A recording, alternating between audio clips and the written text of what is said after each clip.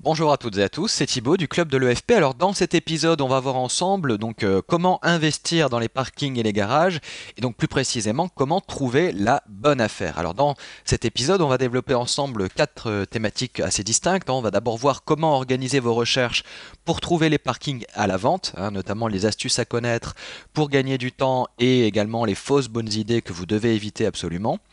On verra également ensemble comment trouver les bonnes affaires que rateront la plupart des investisseurs. Il s'agit dans ce cas-là d'exploiter une petite erreur commise par certains vendeurs qui vous donne de ce fait-là un énorme avantage sur les autres investisseurs.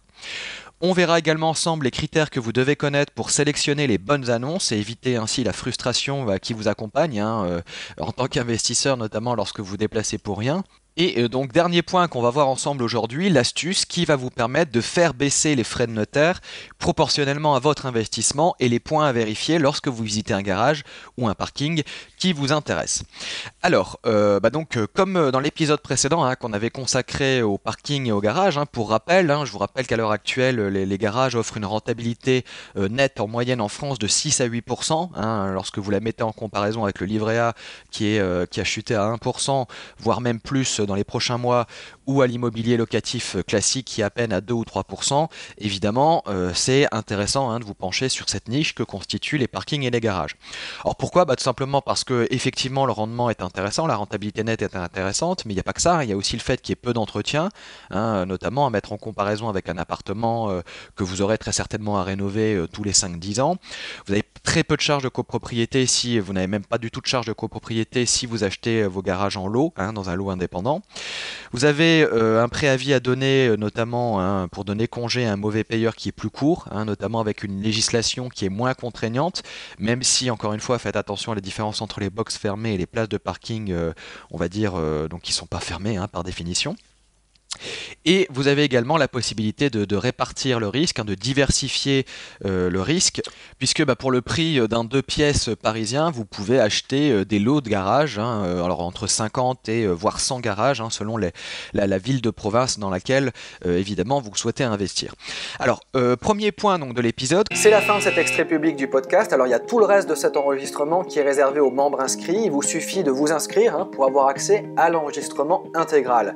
Mais pas que ça, vous allez recevoir tous les jours de la semaine, du lundi au vendredi, toutes les semaines, un nouvel épisode dans lequel vous allez apprendre des recettes d'investisseurs, des trucs, des astuces, des méthodes qui vont vous permettre de générer des revenus passifs plus facilement, des méthodes qui vont vous permettre de vous libérer progressivement du métro boulot dodo et de gagner votre indépendance financière sûrement et progressivement. Alors vous allez apprendre des méthodes qui ont déjà été appliquées avec succès par des centaines d'investisseurs avant vous et que je vais vous révéler au travers de ces différents épisodes.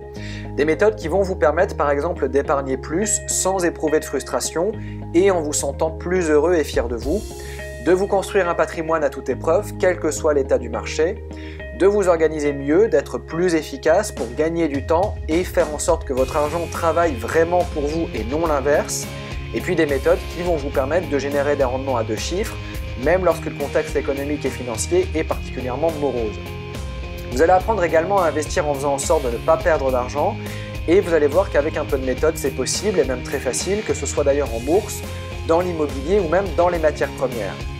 Vous allez apprendre à gérer vos investissements comme les pros qui réussissent, c'est-à-dire en ne suivant pas des conseils désuets du type investissez sur le long terme, constituez-vous un portefeuille diversifié et achetez des actions, des obligations et des fonds communs de placement. Et puis surtout, vous verrez que pour gagner votre indépendance financière, vous ne devez surtout pas gérer vos investissements comme le font la plupart des gens qui suivent les conseils des gourous de la finance. Alors peut-être que vous gérez déjà vous-même vos investissements, peut-être que vous avez préféré faire confiance aveuglément à votre conseiller financier parce que vous ne compreniez pas bien le produit qu'il essayait de vous vendre. Alors c'est le moment d'aller plus loin, de passer à l'échelon supérieur. Vous allez recevoir tous les jours de la semaine un enregistrement audio. Il vous suffit pour cela d'aller sur la page www.écoledesfinances-personnelles.fr/club-efp et vous allez devenir membre du club privé École des finances personnelles en vous inscrivant. Alors il y a un lien qui s'affiche sur la page si vous écoutez cet enregistrement depuis le site, sinon si vous l'écoutez depuis YouTube, vous pouvez regarder dans la description de la vidéo, il y a un lien qui vous permet de vous inscrire www.école-des-finances-personnelles.fr/club-efp pour devenir membre en quelques clics du club privé École des finances personnelles et avoir accès à tous ces enregistrements. Je vous dis à tout de suite de l'autre côté, salut.